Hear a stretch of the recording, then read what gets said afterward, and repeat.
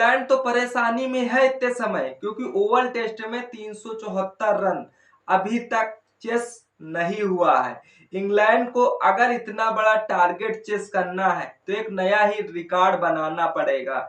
अब team India के लिए जिस तरह से गेंदबाजों को तो पसीना बहाना होगा, क्योंकि तीसरा दिन तो टीम इंडिया के खेमे में रहा है, चौथा भी दिन टीम इंडिया को अपने खेमे में करना होगा। नहीं तो जिस तरह से पांचवा टेस्ट जो बराबर करने की राह देख रहा है टीम इंडिया, उसको नहीं हो पाएगा। देखने वाली बात है, मोहम्मद सिराज ने तो अपना काम ये जलवा जलाल करना शुरू कर दिया है। अब दूसरी छोर से आकाशदीप से उम्मीद लगाई जाएगी, तीसरी छोर से प्रसिद्ध कृष्णा अपना काम करना शुरू कर दे। इंग्लैंड ने भले 50 पे 1 विकेट गवा दिया है, दूसरी छोर से इंडिया ने जिस तरह से आज बल्ले से तहलका मचाया है भाई, पूरा बवाल खड़ा कर दिया है। तो नमस्कार दोस्तों, सटीक क्रिकेट न्यूज में आप सभी का स्वागत है, अभिनंदन है।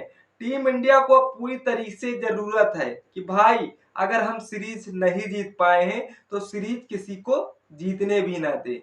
अब इंग्लैंड को जिस तरह से बेन स्टोक तो कप्तानी कर नहीं रहे हैं, ओली पोप कप्तानी कर रहे हैं। ओली पोप को जिस तरह से शुभमन गिल एक बार फिर कड़ी मात देनी होगी। मतलब एक समय जिस तरह से टीम इंडिया को दूसरे दिन विकेट बचाने के लिए आकाशदीप को भेज दिया जाता है, मतलब उन्हें क्या पता इंग्लैंड वालों की, आकाशदीप को हल्के में लिया था, तभी हल्के का स्वाद ऐसा दिया है आकाशदीप ने।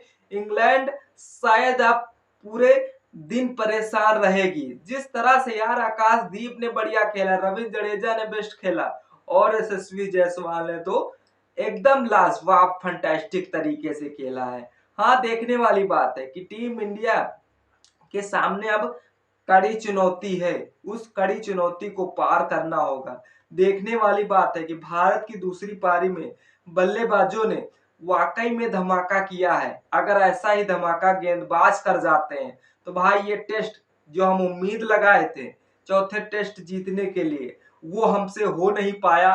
पांचवें टेस्ट में क्या हमसे हो पाएगा? तीसरे दिन की शुरुआत भारत के नाइट वॉचमैन आकाशदीप और यशस्वी जायसवाल की जोड़ी ने तो भाई इतिहास ही रच दिया है। आकाशदीप ने जिस तरह से इंग्लिश गेंदबाजों को जवाब दिया है कि देखने तारीफ हो, वो देखने लायक था। जब सबको लगा था कि वह बहुत ही जल्द आउट हो जाएगा, गिल पैड हेलमेट पहने तैयार थे, लेकिन आकाशदीप आउट होने के लिए तैयार नहीं थे।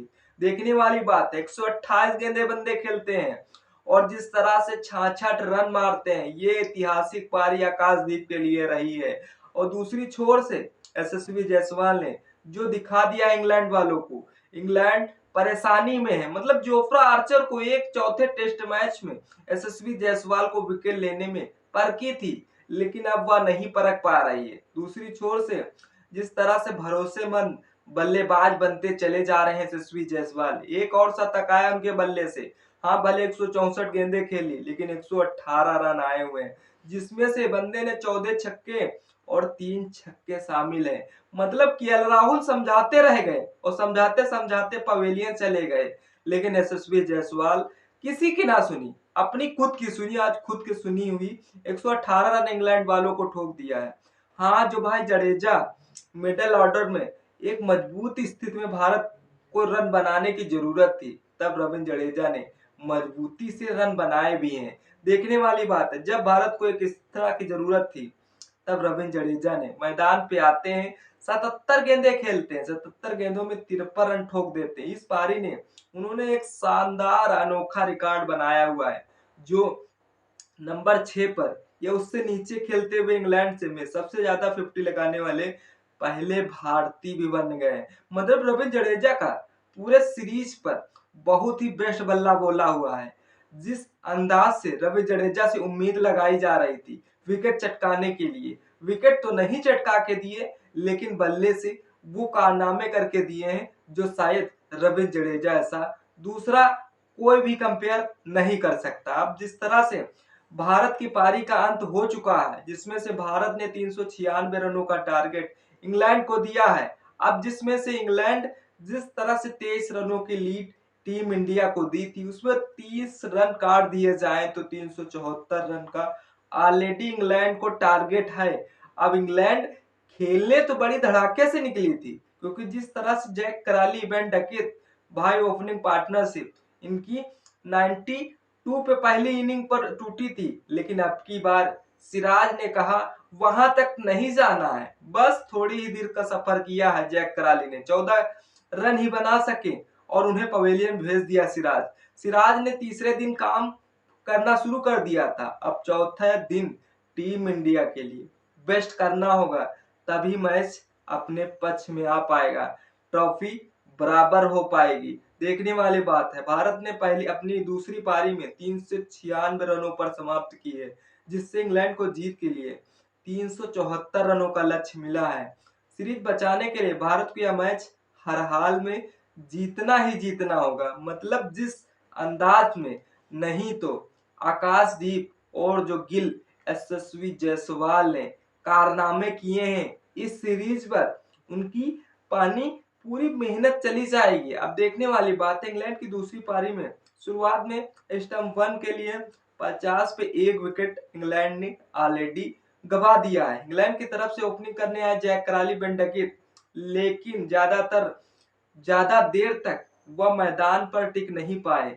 उन्हें कराली को मोहम्मद सिराज ने 14 रन पर यार्कर मारकर बोल्ड कर दिया। स्टंप तक इंग्लैंड का स्कोर 50 रन पे 1 विकेट।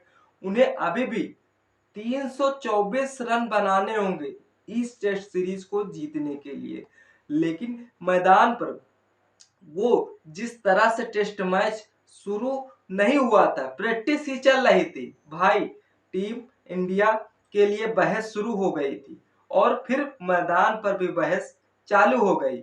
हाँ, वही होता है, जिसका बाप तगड़ा हो तो लौंडा ऑटोमेटिक तगड़ा होता है। मतलब कोच ने जिस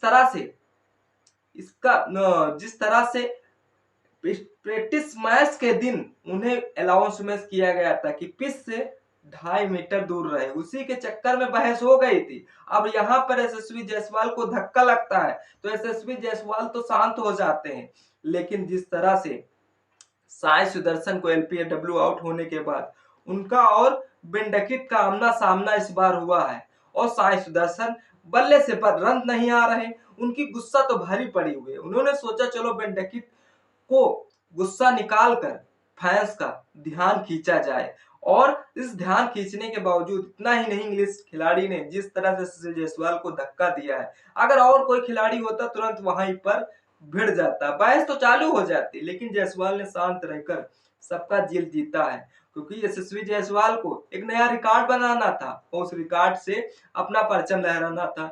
हाँ, जो तेंदुलकर एंडरसन ट्रॉफी है वो दांव पर लगी है।